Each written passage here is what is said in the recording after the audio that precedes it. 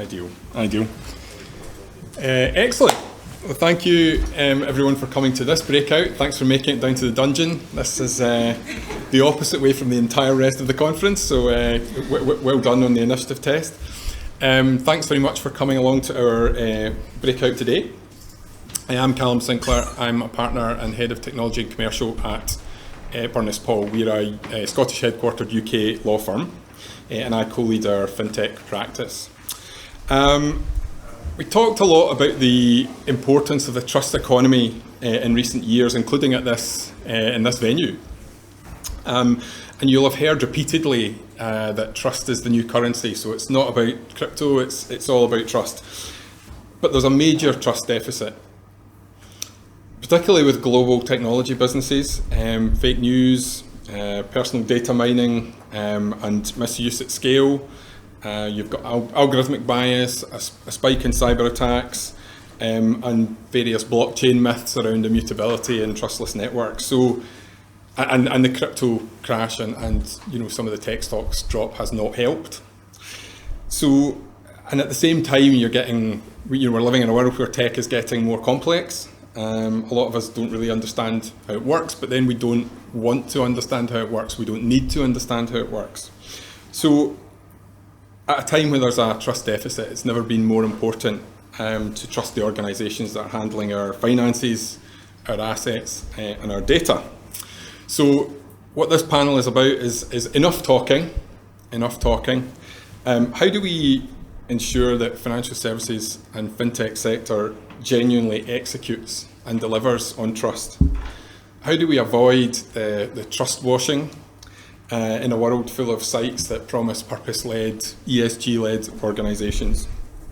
And joining me to discuss this topic today are titans of the fintech world. So I'm shortly going to ask each of them to introduce themselves.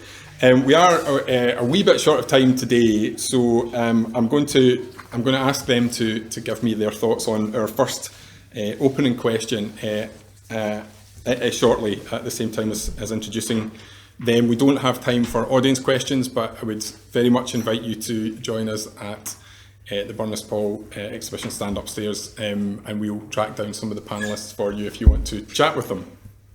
So, with that said, I think it's a bit of a tennis game, but I'm going to go to Gareth first, I think, and invite you to introduce yourself, Gareth, and also to tackle that opening question. So there's been a lot of talking about the trust economy. How do we execute and deliver on trust and avoid the trust washing? Okay. So I'm Gareth Edwards. I am a director at Untitled Consulting. We're a human-focused change consultancy, so we work with all kinds of businesses and organisations to help them transform using some of the kind of technologies that the fintech universe brings to us. When I've talked about this before, and as you would imagine, we have chatted through some of this stuff before, I always come back to the humanity of it. We have, through technology, enabled this incredible burst of new technology and new solutions. But I always to bring it back to the end user, whether that be a business owner or be an end consumer. And what trust means to me is quite a human thing. And so when I was in an old world, I had a relationship with our bank manager and they provided me service. And now, as a business owner, as an individual consumer, I now have to have potentially dozens of relationships with point solutions. And how do I reconcile that with how do I assign them trust? I think some of the plenary discussions talked a lot about the weight, the might of big organisations, and that makes them seem resilient. How do you, as an individual user, as I said, as a business owner, find that weight or find that certainty that the people you're going to work with are trustworthy?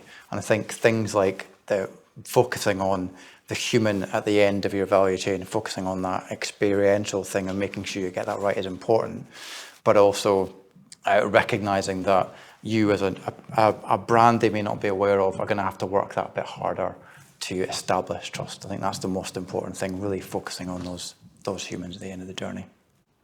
Thank you, Gareth. Mickael, can I ask you the same question? So lots of talk about trust economy. How do we execute?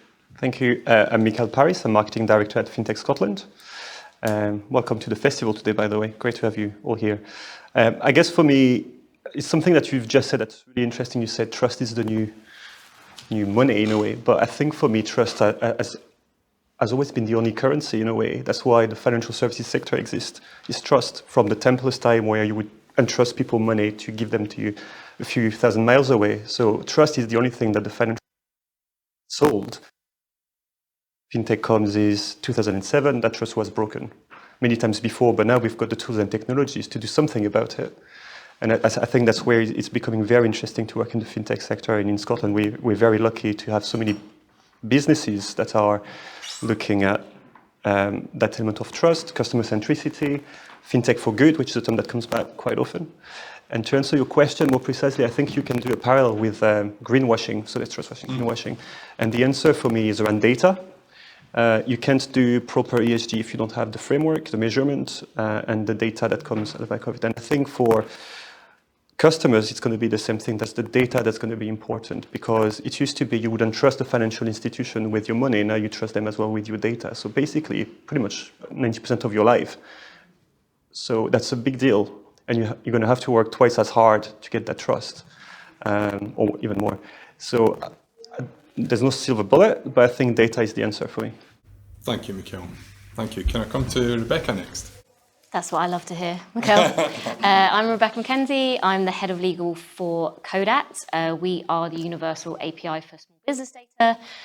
What that means is we're one API to rule them all. So our customers include companies like Zettel, who might use our API to automate reconciliation, or big banks, or kind of more dynamic fintech lenders to really improve their lending experience to their customers. So essentially what that means is you take the accounting data, you standardize it, and you push it back through to the lenders, and they can make a more holistic decision on whether to give that company a loan.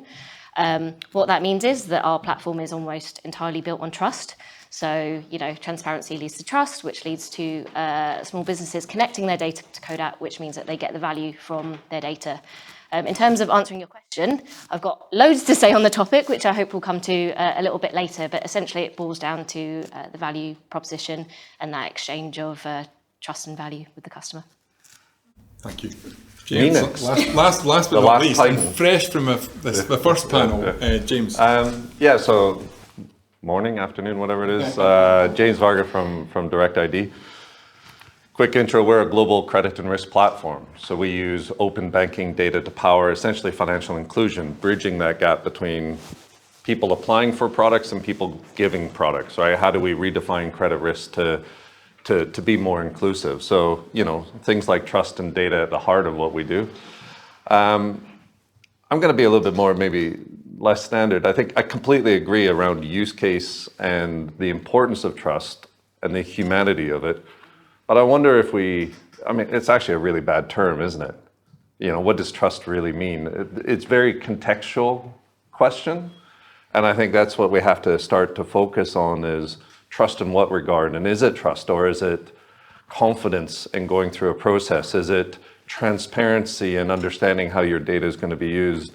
I think just calling it trust, it's kind of like identity. What does identity mean? There's lots of aspects of identity, or financial services, or even fintech, right? Fintech means a lot of different things to a lot of different people. And I agree it's important. It's at the core of the industry that we live in, but how do we give it context, right? What do we mean when we're talking about trust? Is it to access a product or do something or feel confident? Is it, if that makes sense? I don't know. Absolutely.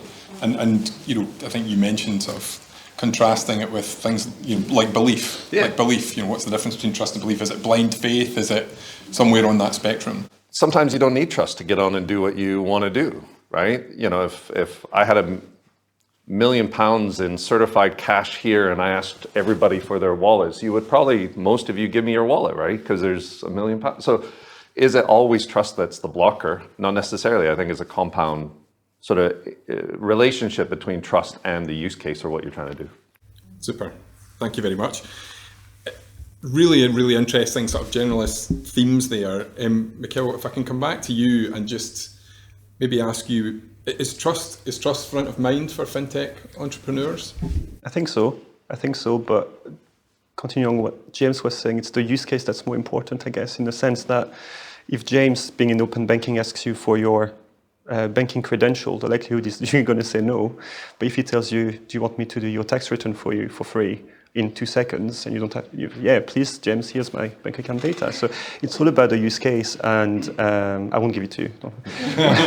You already have. But yeah, for me, it's really that. And so if you look at the fintech sector in Scotland, not just in Scotland, in that sense, but around the world, the trust, and we went to the Nordics for a conference in Copenhagen pre-COVID, and it was all about trust already then. So the topic, especially in the Nordics, is very, very strong. They're much more advanced than we are. And things like, GDPR and all those things, they were really front of mind when we were there. And I think we are, in the UK, probably one of the leading countries when it comes to fintech. But we've not cared about the trust element as much as we should have. And I think that's probably the next wave that's going to hit us. We're going to have to be very careful, because that trust that was broken in 2007, we say we're going to fix it. If we fail, then that's a whole different conversation we're going to have, especially with the cost of living crisis. A lot of people are going to rely on fintech technology to go through very hard times. Companies as well. We need to be in a place where we can serve them very, very quickly, efficiently, and in a timely fashion. And sorry, just quickly on that. 2007 was the banks, the industry breaking that trust. Where we are today is the potential risk of fintech community breaking that trust. That's pretty risky when you think about it, isn't it? I mean, if we fragment the whole sort of fintech supportive innovation cycle by doing too many things wrong too often, then we're going to break a whole industry. We don't have the capability to recover like 5 banks do by getting together, right? Yeah. So. And presumably central government won't come in to support your business when it's tarnished by that. No. I think there's no buyout from. No, I think it's a really interesting point, because I think, I relate this to, and some of the audience will recognise this, but I cycle everywhere, and every time I see a cyclist go through a red light, I get really angry, because that one cyclist tarnishes every other cyclist on the road. And I think when you think about the fintech industry, it takes just one to tarnish the trust of everybody else, and there's a bit of Wild West going on. You think about, you talked on the crypto side as well, all kinds of prominent cases, the media gets all over it, and it potentially tarnishes the perception of trust for the rest of the industry. And I do think it's interesting, we're talking about trust, which to me is an emotion, and how we measure an emotion and put value on an emotion. And therefore, how do you measure what trust is? And it's, how do you turn it into ones and zeros? How do you turn it into something that is tangible for both us as consumers, but and also providers of service? I think that's a really good point. And when you're talking about the red light cyclist example, it brings to mind my kids, who we say, if you lose the trust, it takes a long time to fill the trust bucket back up. You have a party, you wreck the house, here we. So and speaking of that, and what a segue this is. Are there particular generational questions around trust, and maybe is that a factor in to what extent fintech business or propositions are adopted? James, maybe you want to? Absolutely. I think you just have to look at the neobanks to look at examples of how propositions can target, Monzo being a great example, right? A different way of communication and engagement to build trust for a different segment in a different way, right? I mean, it was the sort of Starling and Monzos of the world have just been to a lot of people, a breath of fresh air that you wouldn't get in the past. Oh, we've, messed up. I was going to swear there. We've messed up, but we're owning it and taking responsibility for it. And here's our plan to do it. Is a different response for a lot of people than, okay, let's give them, and I think absolutely, 100%.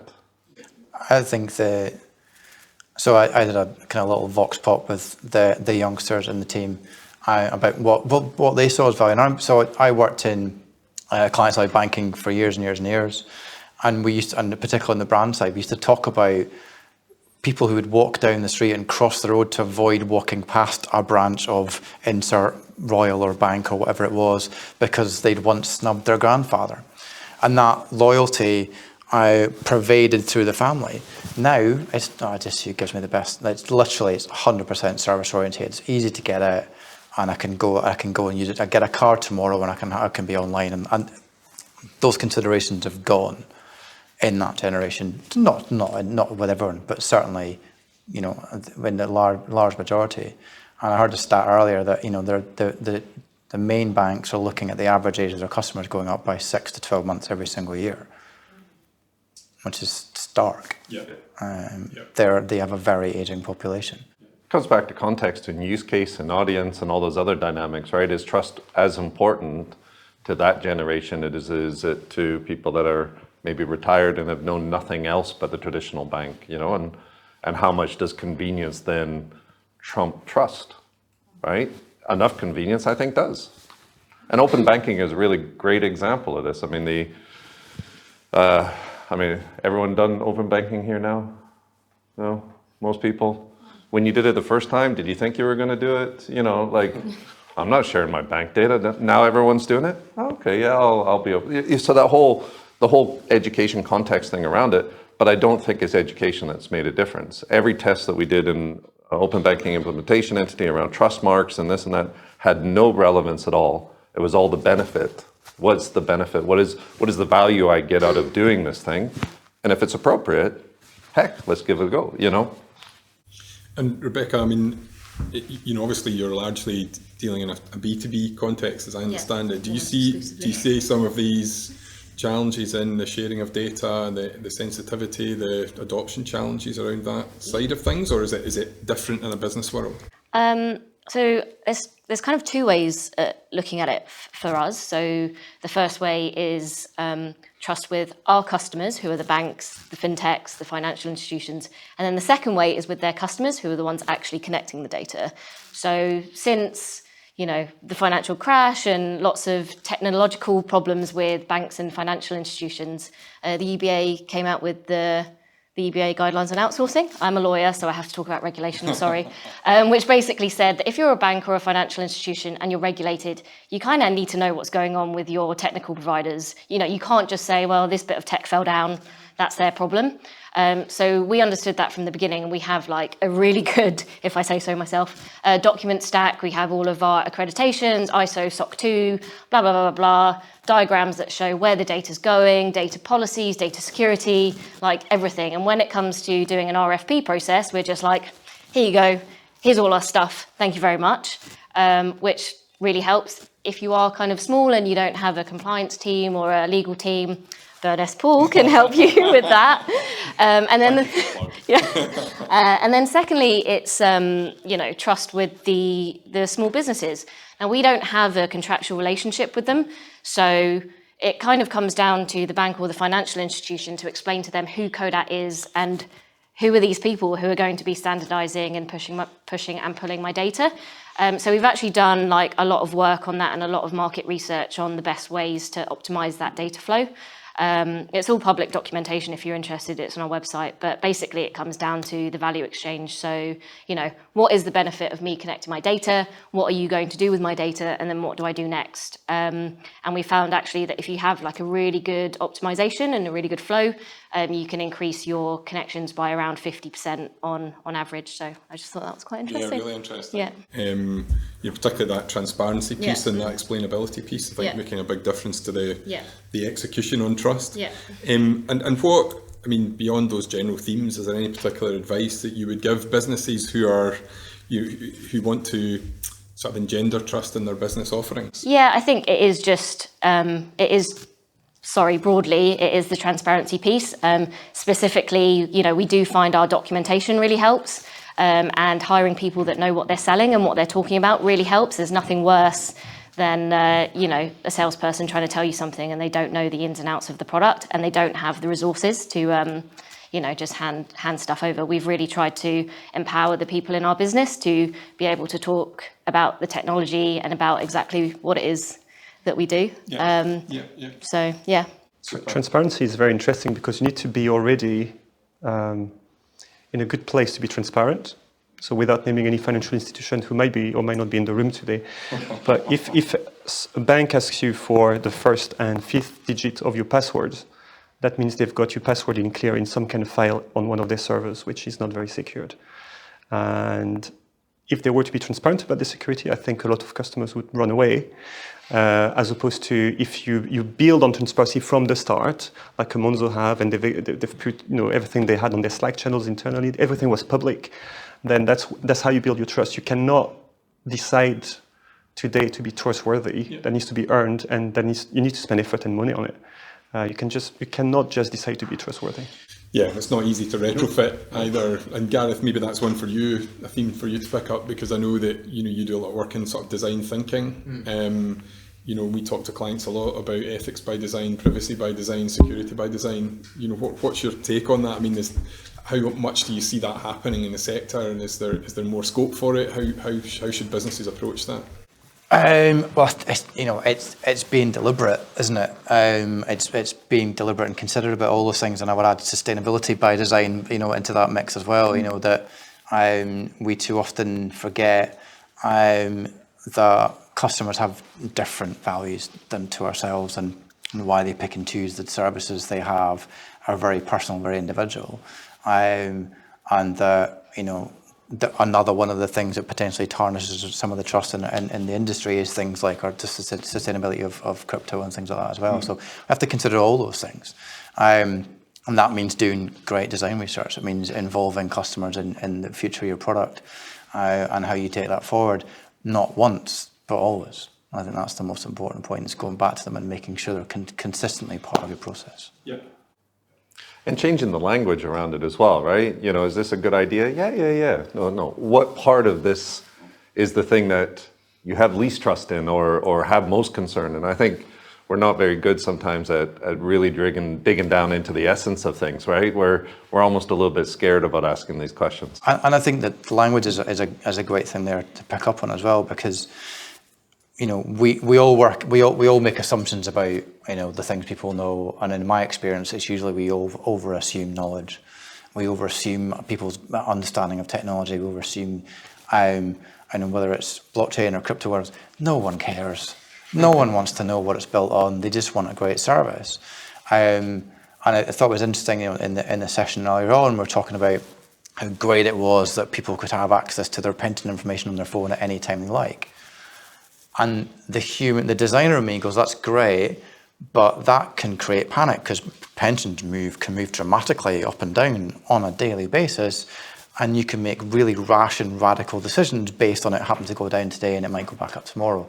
So there has to be balance with ensuring that people have the right education to be able to look at their pension on a daily basis. And that plays into trust as well. How do we make sure that we're not over-providing service and creating confusion in the marketplace? And I suppose one of the themes, as a lawyer, I have to pick up on it as well, is regulation and what role regulation might play in engendering trust. So obviously we look at things like GDPR as these are sort of data privacy frameworks. Might they deliver more confidence? Maybe Rebecca, as my co-lawyer on the panel, if I come to you on that, what role should regulation play in the delivery and execution of trust? That's an incredibly broad question and very difficult to answer, because, as we've said before, trust is an emotion. So how can you regulate an emotion? But I think there are some things that can be done. So obviously, I spoke a little bit about the EBA guidelines earlier.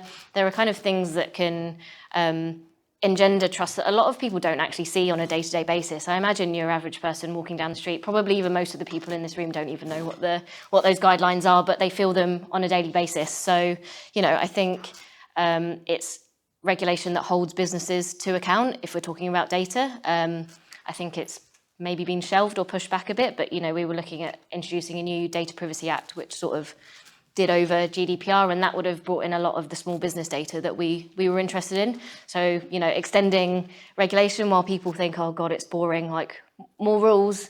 But us lawyers love them because they tell us what to do. Thank you for that. Co-lawyer on the panel. James, maybe come to you for perhaps a different view. Well, GDPR is a really good example, I think, in my view. And I think there's a real risk that regulation and regulators overstep the boundary or don't appreciate what happens after the regulation. Behavior and habits are established by motivation and what sort of behaviors we're encouraging, right? GDPR is a great example for me. I think GDPR has had a negative effect more than a positive one. You did say you wouldn't swear, didn't you? So. Yeah. I'm trying not to swear. But I mean, I don't know if anyone agrees with me, but does anybody ever read the T's and C's now? You instinctively click the button, and it doesn't matter which button you choose because it doesn't affect your experience at all. You still get the same website or service or whatever. But we've through regulation, we've encouraged people to think less about it when the regulation was there to encourage people to understand and think more about it.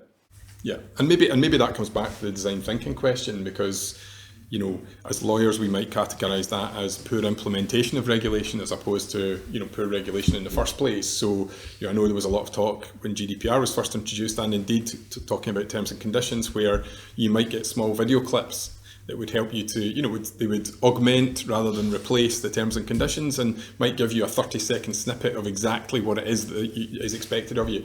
I mean, any thoughts? It's the unintended consequences of design. Yeah. No one thought that you would ring up your GP and you'd say you couldn't talk about your child's medical condition because of GDPR. You're like, well, what? Or go to a conference and not follow up on email afterwards because I don't have a business card with your signature on the back of it or something.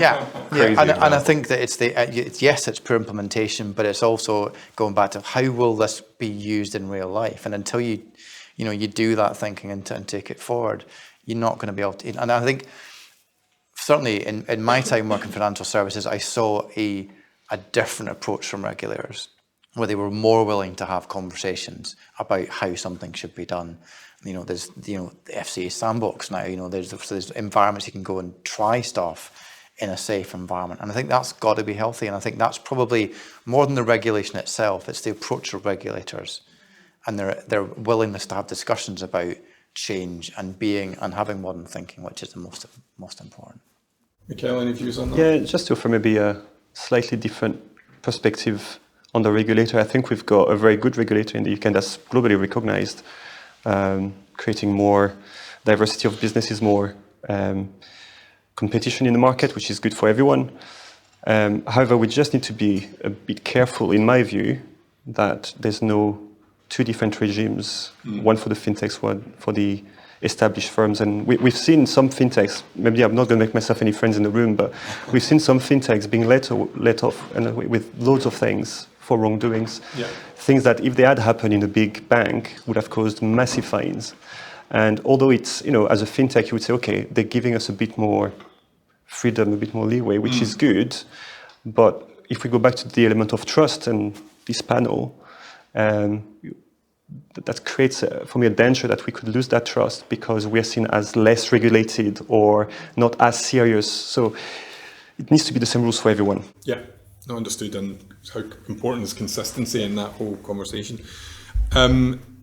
We're almost out of time, believe it or not. So I'm actually going to just come to the panel and ask for maybe one piece of advice or insight that you would leave with the audience in terms of the sort of subject matter for today. So, James, sort of executing and delivering on trust, how can you... Well, I think we would probably all agree that you just have to make it part of who you are and what you do and keep it front of mind, I mean, whether you call it the trust economy or just a way of doing business or how to generate commercial adoption or what, like trust and confidence in context to the use case and stuff is really important. Like GDPR, don't go over the top. And like GDPR, don't forget about it. Who's done an impact assessment in the last 12 minutes? Don't forget about it as well, right? It's not just there as a signpost or something. It's got to be, as businesses and as a fintech community, we have to be really conscious of this. Because if we ruin, the red light is a great example. Too many people screw up. We're all going to have to pay, right? Rebecca? So I would just come at it again with the value exchange. So I think Salesforce, and this was consumers, and obviously I'm SMB focused, but Salesforce did a survey a couple of years ago, and it said that something like 85% of consumers will connect their data if there's some benefit to them, some sort of personalised offer or something. So it really has to come down to explaining the benefits of why you might share your data or whatever to get that trust. Thank you. Mickael. Just very quickly, for me, it's all about culture in your company. So the people you recruit, how you build, how you design, whether it's journey, whether it's architecture, it needs to be throughout everything you do in a business. It's actually not as complicated to do if you're ready to just put your heart and mind to it. So, thank you. Gareth. Yeah, just what I've said throughout. Always be talking to your customers, to your clients. Never forget them. That leads to successful businesses, as most of you know. But making sure that conversation doesn't stop. Super. Unfortunately, we're out of time. Thank you very much indeed for joining today. If you'd like to chat further with our panel, please come to the Burness Paull stand upstairs. We'll help to track you down, some maybe hanging around. We've got Tunnock's tea cakes, and you have the chance to win £250 of Kempton Charlotte Square vouchers if you scan the QR code. And there aren't many scans yet, so everything to play for there. So it's just the wanton sacrifice of your private data that's required, so no pressure there. So it just remains for me to thank all of our panellists today. Thank you very much indeed for joining the panel.